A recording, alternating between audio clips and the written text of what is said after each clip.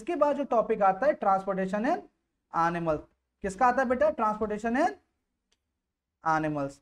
और ट्रांसपोर्टेशन को आप एक नाम और देते हो, क्या कहते हो उसको? सर्कुलेटरी सिस्टम या सर्कुलेशन। ठीक है। और मेनली जो सर्कुलेटरी सिस्टम होते हैं वो कितने टाइप के होते हैं? टू टाइप्स के। कौन कौन से? ओपन टाइप सर्कुलेटरी सिस्टम और क्लोज टाइप सर्कुलेटरी सिस्टम। ये आपने क्लास 8 में पढ़ा होगा। ओपन टाइप सर्कुलेटरी सिस्टम और क्लोज टाइप सर्कुलेटरी सिस्टम। कहते हैं बेटा जिन ऑर्गेनिज्म में ब्लड वेजल्स के अंदर नहीं रन करता, ब्लड वेजल्स एब्सेंट होती है जिनकी, ठीक है, ब्लड केवल कैविटी में भरा होता है जिनके, उस कैविटी को कहते हैं हीमोसील। ठीक है। तो ऐसे सिस्टम को आप क्या बोलते हो? ओपन सर्कुलेटरी सिस्टम बोलते हो बेटा। ठीक है। क्या बोलते हो बेटा? उनके अंदर ब्लड वेसल क्या होंगी बेटा? एब्सेंट होंगी। ऐसे ऑर्गेनिज्म जिनके अंदर ब्लड वेजल्स के अंदर बंद रहता है और उन्हीं के अंदर रन करता है, ब्लड वेजल्स प्रेजेंट। भाई ब्लड कहाँ है? केवल एक पर्टिकुलर पाइप लगा दिया गया है, उसी के अंदर ब्लड बहेगा। इस पाइप के अंदर ही ब्लड बह रहा है ना, किसी और ऑर्गन के अंदर भरा नहीं है। जब तक वो पाइप नहीं कटेगा तब तक ब्लड फ्लो बाहर नहीं होगा, है ना। तो इस तरह के सिस्टम को क्या कहते हैं? Closed blood circulatory system. Understood? बात समझ में आई? तो मेनली बेटा जिन ऑर्गेनिज्म के अंदर ब्लड वेसल्स एब्सेंट होती हैं, तो ब्लड वेसल्स जब एब्सेंट होती हैं ट्रू, तो उनका ब्लड जो है उनकी कैविटी में भरा होता है। जैसे अगर मैं कॉकरोच का एग्जांपल दूं, ये ग्रासहॉपर उसी के फैमिली का है, तो इनकी बॉडी में ऐसे करके कैविटी होती है, जगह होती है खाली, इसमें ब्लड ऐसे भरा होता है ऐसे करके। ठीक है। सर्कुलेशन नहीं होता, ट्रू सर्कुलेशन नहीं होता है। तो ऐसे सिस्टम को आप क्या नाम देते हो? Open type circulatory system. ठीक है। जबकि हम लोग के अंदर एक पर्टिकुलर ब्लड वेसल सिस्टम है जो एक एक सेल तक के ब्लड को ले जा रही है। ठीक है। Through capillaries, through artery, when, सारी चीजें होंगी, है ना। तो ऐसे सिस्टम को क्या बोलते हैं हम लोग?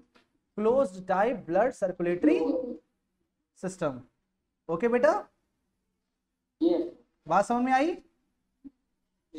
कोई दिक्कत नहीं इसमें? ओके। हाँ यश कुछ कह रहे बेटा? Yash Shukla? Okay, you have raised the hand ना, दैट इज वेरी बस। अब मेनली हम लोग देखते हैं close type blood circulatory system में हमें पढ़ना क्या क्या है। क्लोज टाइप सर्कुलेटरी सिस्टम हम लोग पढ़ रहे हैं तो मेनली 3 टॉपिक्स ही हम लोग को पढ़ने होते हैं यहाँ पर। कौन कौन सा? Blood, blood vessel and human heart. ये मेनली 3 टाइप हैं जो आपके सिलेबस में आते हैं। ब्लड नहीं बेटा, ओपन टाइप नहीं आता बेटा आपका। ठीक है। ब्लड, ब्लड वेसल और ह्यूमन हार्ट। सबसे पहला टॉपिक हेडिंग शुरू करते हैं हम लोग किस पर? ब्लड पे। तो as you know about blood, that blood is fluid connective tissue. Blood is fluid connective tissue, means liquid, means connecting, और tissue means group of cells. ठीक है। ब्लड के ऊपर अगर हम बात करें तो ब्लड मेनली 2 चीजों से मिलकर बना होता है जो आपको क्लास 9th में भी बताई गई होंगी। The one is plasma and the other is corpuscles. ठीक है।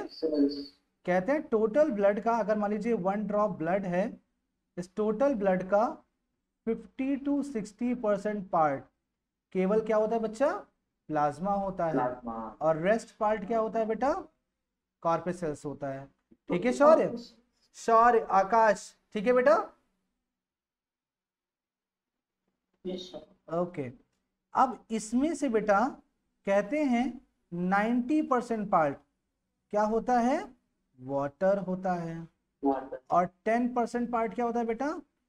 10% part other substances like glucose हो सकता है, प्रोटीन हो सकता है, हार्मोन्स हो सकते हैं, और इसके साथ साथ एक्सक्रीटरी मटेरियल हो सकता है, और लास्ट में ATC.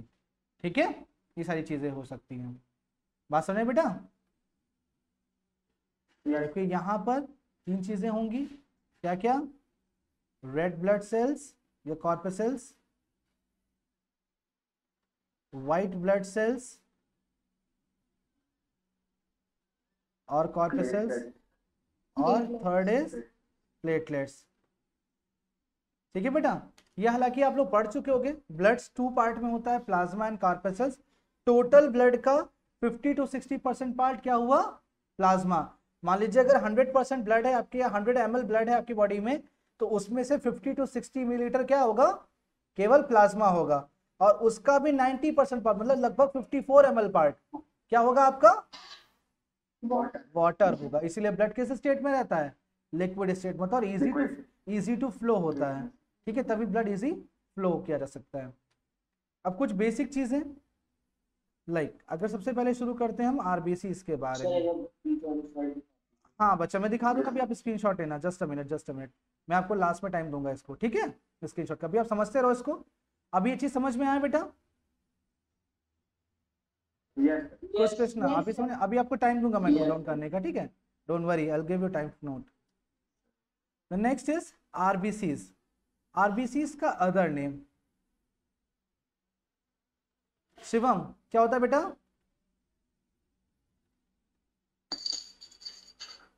इलेक्ट्रोसाइट्स। Okay, birth place?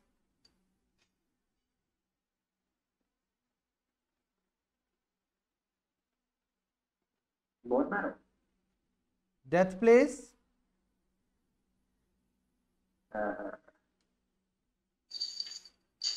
Spleen. इसको कहते हैं, ये एक लिम्फेटिक ऑर्गन होती है बेटा, जहाँ पे ओल्ड आपकी आरबीसी से वहाँ किलिंग होती है उनकी। पर होता है स्प्लीन। ये आपका लिवर और आपका जो स्टमक है, इनके बीच में यहाँ पे छोटा सा होता है इस तरह से। ठीक है, गॉल ब्लैडर के पीछे, गॉल ब्लैडर पैंक्रिया के पीछे, स्टमक के बीच में, स्टमक और लिवर के बीच में। गॉल ब्लैडर और पैंक्रियास के अलावा एक और होता है, छोटा सा होता है, रेड कलर का।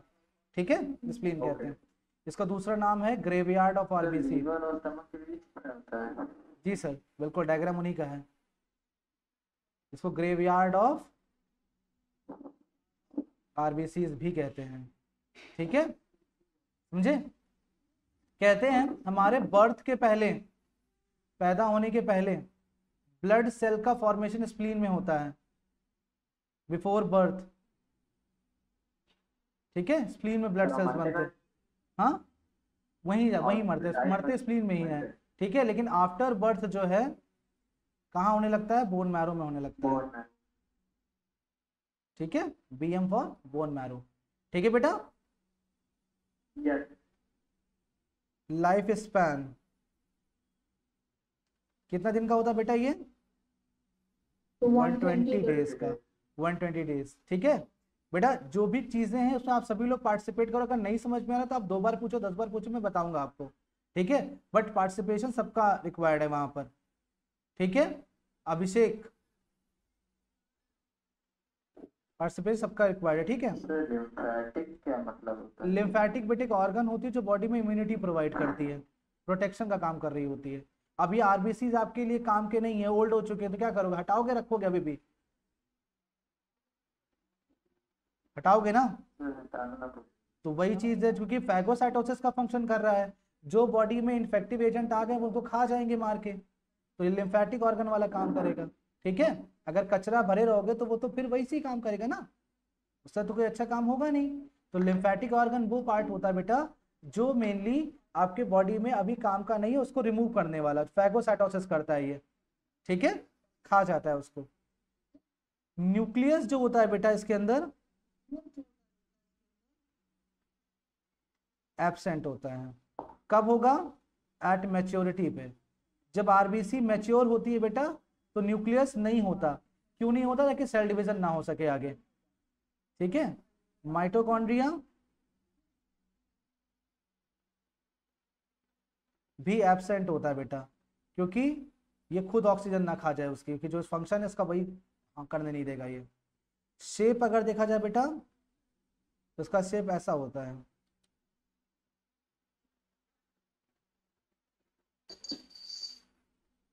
Disc like. डिस्क लाइक, ठीक है, बाई कॉनकेव हाँ सर, बायोकॉन। और डिस्क लाइक, ठीक है। कलर पिगमेंट प्रेजेंट होता है बेटा इसके अंदर, हीमोग्लोबिन। क्या नाम होता है उसका? हीमोग्लोबिन। हीमोग्लोबिन। हीमोग्लोबिन। हाँ बच्चा, ठीक है। और फंक्शन की बात करें, अब यहां ध्यान दीजिएगा, फंक्शन गैसियस ट्रांसपोर्ट, ठीक है। क्या फंक्शन है इसका बेटा? गैसियस ट्रांसपोर्ट, ठीक। कैसे करता बेटा? देखो, आपका हीमोग्लोबिन लंग्स में जब पहुंचता है तो उसको मिलती है ऑक्सीजन, और वो बनाता है जाके ऑक्सी हीमोग्लोबिन। क्या नाम होता है इसका? Oxy haemoglobin. HEAMOGLOBIN, oxy haemoglobin, ठीक है बेटा। जब आपका ये हीमोग्लोबिन पहुंचता है सेल में, तो सेल में इसको मिलती है कार्बन डाइऑक्साइड, तो क्या बनाता है बेटा? Hb मतलब हीमोग्लोबिन है ना, कार्बो अमीनो हीमोग्लोबिन, ठीक है। और अगर आप ऐसे रूम में सो रहे हो जहां पे ऑक्सीजन नहीं है, या अंगीठी जल रही या कोयला जल रहा है, तो वहां पे होती है कार्बन मोनोऑक्साइड, और वहां पर बनता है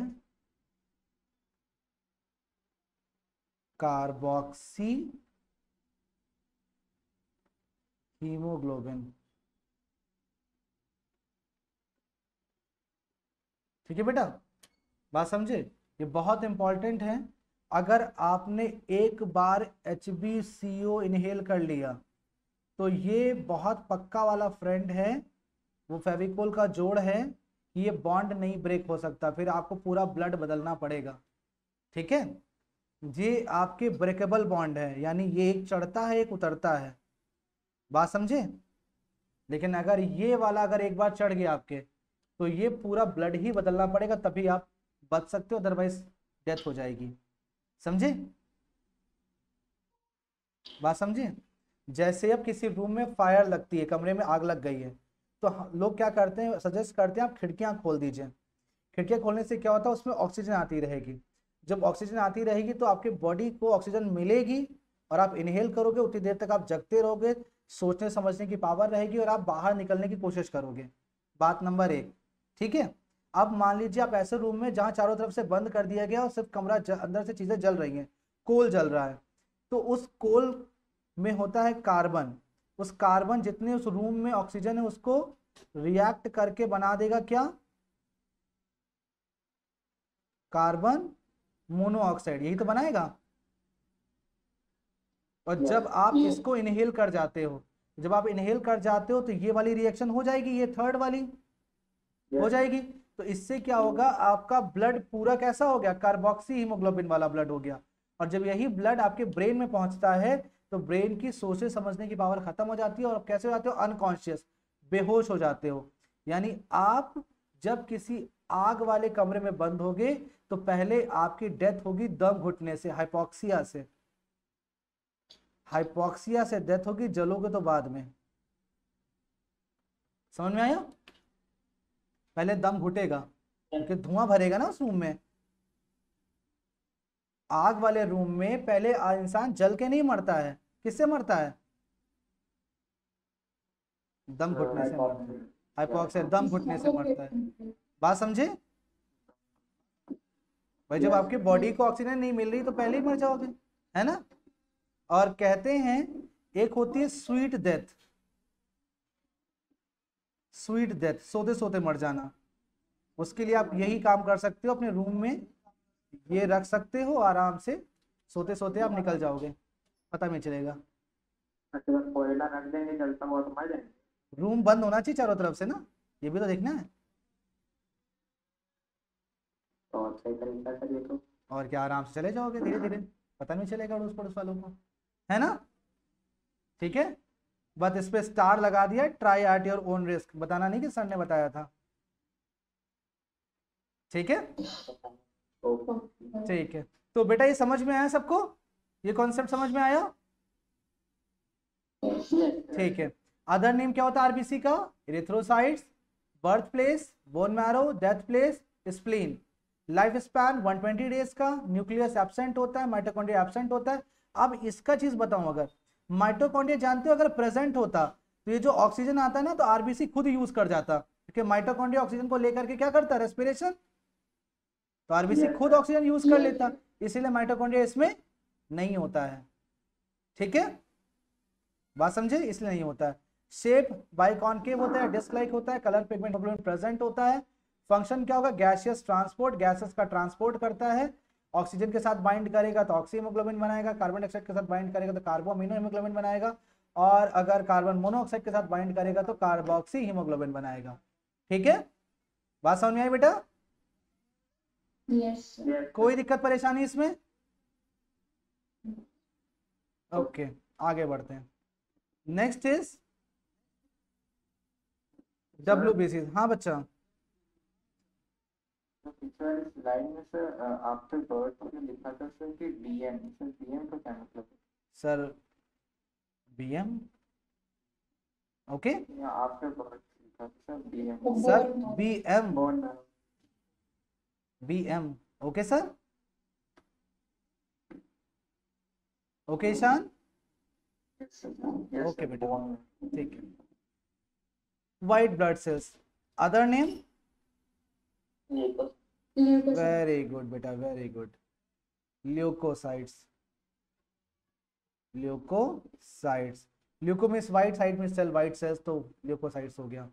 ठीक है, इनका बर्थ प्लेस कहाँ होता है बेटा, Bone marrow. बोन मैरो में होता है, व्हाइट बोन मैरो। देखो बोन मैरो 2 टाइप की होती है, येलो रेड बोन मैरो और येलो बोन मैरो। ठीक है, तो येलो बोन मैरो एक्चुअली ये बनाता है आपका WBC वाला। ठीक है, और रेड बोन मैरो क्या बनाता है यश, RBCs बनाता है। यहाँ स्प्लीन में भी बनता है बेटा। ठीक है, थाइमस ग्लैंड एक होती है, वहां भी बनता है, जब आप ग्लैंड वाला चैप्टर पढ़ोगे तब पता चलेगा थाइमस ग्लैंड कहाँ होती है, और इसके साथ साथ लिम्फ नोड पे भी बनता है। ठीक है, डेथ प्लेस होता नहीं बेटा, एक्चुअली ये सोल्जर्स होते हैं आपकी बॉडी के, जहां भी इन्वेजन होगा, जहां पे फाइटिंग होगी वहां पे इनकी डेथ होती है, तो एक पर्टिकुलर डेथ प्लेस इनकी नहीं होती है। लाइफ स्पैन कहाँ होगा, 13 to 17 डेज का। न्यूक्लियस प्रेजेंट होएगा, shape irregular amoeba like. Adaptive बोल सकते, हाँ अडैप्टिव अडेप्टिव, हाँ बोल सकते हैं, जिस जगह पे जाएगा उस जगह का शेप ले लेता है, तो वही इरेगुलर शेप बोलेंगे ना, उस टाइप का। यस, ठीक है, और कलर पिगमेंट वाइट एब्सेंट। ठीक है, और function immunity, To fight germs. हाँ जी इम्यूनिटी प्रोवाइड करता है। ठीक है, ये बेसिकली 2 टाइप्स का होता है बेटा, कौन कौन सा, ग्रैन्युलोसाइट्स और ए ग्रैन्युलोसाइट्स।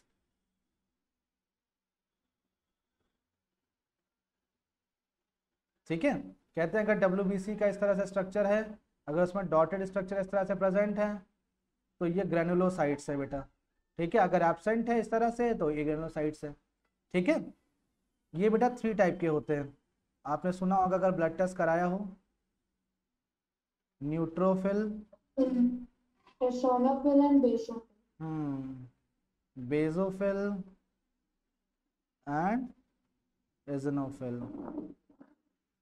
आरबीसी में भी न्यूक्लियस सर RBC में न्यूक्लियस तो लिखवाया था मैंने, देखो न्यूक्लियस क्या है। ठीक है, और एक ग्राउंड 2 टाइप का होता है बेटा, मोनोसाइट एंड लिम्फोसाइट। lymphocyte, ठीक है। इजनोफिल जो होता है बेटा यहाँ पर वो एलर्जेंस का काम करता है बेटा, एलर्जेंस, और इनकी वजह से बॉडी में बनती है एलर्जी। बताइए एलर्जी आपकी बॉडी के लिए अच्छी है या खराब है? अच्छी है सर। ये इंडिकेट करती है कोई पर्टिकुलर जो कंटेंट है वो बॉडी के लिए हार्मफुल है, नहीं तो आप लगाते जाओगे जब खराब होगा तभी पता चलेगा ना।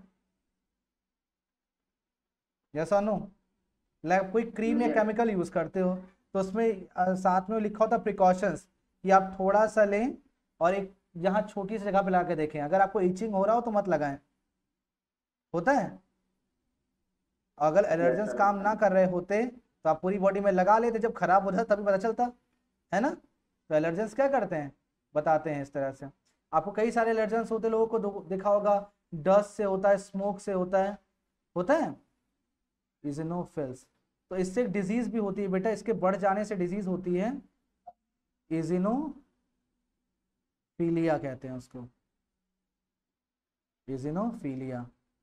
ठीक है, जिसको डस्ट से स्मोक से होती है एलर्जी उसको बोलते हैं। ठीक है, बाकी बचे ये चार, ये जो चार हैं आपके बेटा, ये चारों मिलके एक ही काम करते हैं जिसका नाम है प्रोवाइडिंग इम्यूनिटी। ये बेटा इम्यूनिटी के लिए फाइट करते हैं। ठीक है, आफ्टर दिस बेटा आता है आपका थर्ड पार्ट, उसको कहते हैं आप प्लेटलेट्स। प्लेटलेट्स को नाम दिया जाता है बेटा क्या? थ्रोम्बोसाइट्स। Very good. ठीक है, ओवल्स इन शेप, और फॉर्मेशन का बर्थ प्लेस कहाँ होगा? बोन मैरो में। और इनका जो फंक्शन होता है मेन वो क्या होता है बेटा? सब ब्लड क्लॉटिंग। हाँ बेटा, और इस पर आपका, हाँ बेटा, इसका आपका एक क्वेश्चन आता है 2 मार्क्स में ब्लड क्लॉटिंग पे। तो अगली हेडिंग जो हम लोग पढ़ेंगे बेटा वो क्या होगी? Blood clotting. ओके बेटा, क्या हेडिंग होगी अगली हमारी? Blood clotting. अब देखिए यहाँ पर आप जानते हो आपके बॉडी की लार्जेस्ट ग्लैंड है लिवर। ठीक है, liver produces 2 protein, one is heparin and other is fibrin. ठीक है बेटा, हेपेरिन इज एंटी कोआगुलेटिंग, पहले सुन लीजिएगा फिर आराम से नोट करिएगा इसको, और फाइब्रिन इज कोआगुलेटिंग। इसका हिंदी में मतलब होता है थक्का बनाना, क्लॉट करना। ठीक है, लिवर 2 प्रोटीन्स प्रोड्यूस करता है बेटा, the one is heparin and other is fibrin. Heparin protein दोनों साथ में काम करते हैं लेकिन ऑपोजिट डायरेक्शन में, तो इसको बोलते हैं एंटीगोनिस्टिक, एंटीगोनिस्टिक। ठीक है, साथ में काम करने वाली लेकिन ऑपोजिट डायरेक्शन में काम करने वाली। जैसे आपके ब्लड में दोनों प्रोटीन एक साथ होते हैं लेकिन एक टाइम पे हेपेरिन एक्टिवेट होता है, एक टाइम पे फाइब्रिन एक्टिवेट होता है। जैसे जब आपके ब्लड वेसल्स के अंदर ब्लड रन कर रहा होगा, ये आपकी ब्लड वेसल है, जब इसके अंदर ब्लड रन कर रहा होगा तो ब्लड को लिक्विड स्टेट में होना चाहिए या सॉलिड स्टेट में रन करने के लिए? लिक्विड स्टेट में, यानी ब्लड का क्लॉटिंग होना चाहिए कि नॉन क्लॉटिंग होना चाहिए? नॉन क्लॉटिंग के लिए हेपेरिन एक्टिवेट होगा, यानी ब्लड वेसल्स के इनसाइड कौन एक्टिवेट होगा? एक्टिवेट होगा हेपेरिन जब ब्लड वेसल के अंदर होगा। लेकिन जैसे ही आपकी ब्लड वेसल रप्चर हो गई, कट गई, यहाँ कट आ गया आपको एक ऐसे करके, इंजरी हो गई आपको और ब्लड आपका बाहर जाने लगा ऐसे करके, आप किससे एक्टिवेट होना चाहिए? आप सॉलिड स्टेट में आना चाहिए, बाकी ब्लड रुके तो आप कौन एक्टिवेट होगा? इतनी बात समझ में आई बेटा आपको? इतनी बात समझ में आई आपको? कोई दिक्कत इसमें यहाँ पे? कोई दिक्कत इसमें? नो जस्ट अ मिनट बेटा।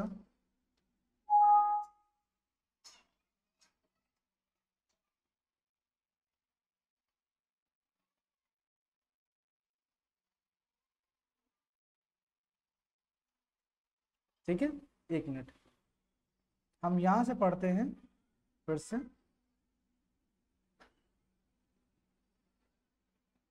ब्लड क्लॉटिंग के बारे में, ठीक है बेटा, ब्लड क्लॉटिंग के बारे में यहां से। ठीक है, अब ब्लड क्लॉटिंग देखते हैं बेटा क्या है। ब्लड क्लॉटिंग मेनली अगर हम देखें यहाँ पर, तो नॉर्मली आपकी ये ब्लड वेसल होती है। तो अभी आपको याद है ना, हिपैरिन एंड फाइब्रिन, यस ठीक है, ये आपकी ब्लड वेसल है बेटा। नॉर्मली ब्लड आपका ऐसे आता है और ऐसे बाहर निकल जाता है। ठीक है, ये होता है ब्लड का। ठीक है, अब जब नॉर्मली ब्लड आ रहा था, अब यहाँ पर हो गई एक इंजरी, यहाँ पर हो गया एक कट। तो जैसे ही कट हुआ तो ये पोर्शन ऐसे ओपन हो जाएगा बेटा, ऐसे।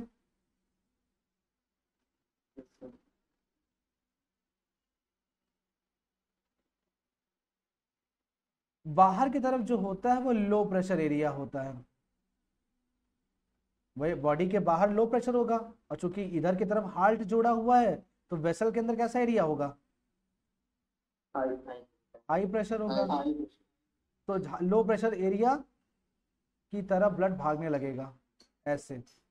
अब इधर ब्लड नहीं जाएगा या कम जाएगा, बात समझे? ये होने लगेगा इंजरी के टाइम पे, इंजरी के टाइम पे ये होगा ना। अब चेंजेस क्या आते हैं बेटा, यहाँ पे देखिए, सबसे पहला काम होता है यहाँ पर ब्लड वेसल्स पे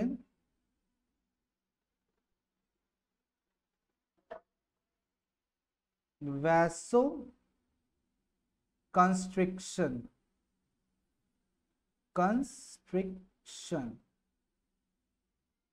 यानी ब्लड वेसल्स यहां से ऐसे करके कॉन्ट्रैक्ट करने लगेगी, इस तरह से।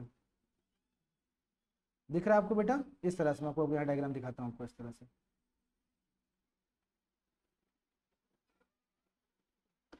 सर ये वैस्कुलर वैसो कंस्ट्रिक्शन हुआ बेटा। ठीक, ये रास्ता ब्लॉक कर देगा छोटे छोटे, वैसो कंस्ट्रिक्शन ही हो गया। वेसल्स कॉन्ट्रैक्ट करने लगी। क्यों कॉन्ट्रैक्ट करने लगी? कि जितना ब्लड अमाउंट इसमें जा रहा है, थोड़ा सा ब्लड का कंटेंट यहाँ रुकने लगे, फंसने लगे, स्पीड कम हो जाए, स्पीड कम होने के लिए। अंडरस्टूड बेटा? ठीक है, तो सबसे पहला स्टेप क्या होगा बेटा, वैसो कंस्ट्रिक्शन। उसके बाद क्या होगा बेटा, जो आपके इंजर्ड टिश्यू हैं, इंजर्ड टिश्यू एंड प्लेटलेट्स, ये सबसे पहले क्या करेंगी, माइल्ड हेपारिन। किसको माइल्ड करेंगी, किसको माइल्ड करेंगे बेटा, बोलिए, किसको माइल्ड करेंगी? क्यों करेंगी? क्योंकि वो एंटी क्लॉटिंग एजेंट है। और एक्टिवेट करेंगी, और एक्टिवेट करेंगी फाइब्रिन को, एक एंजाइम को जिसका नाम है थ्रोम्बोकाइनेज।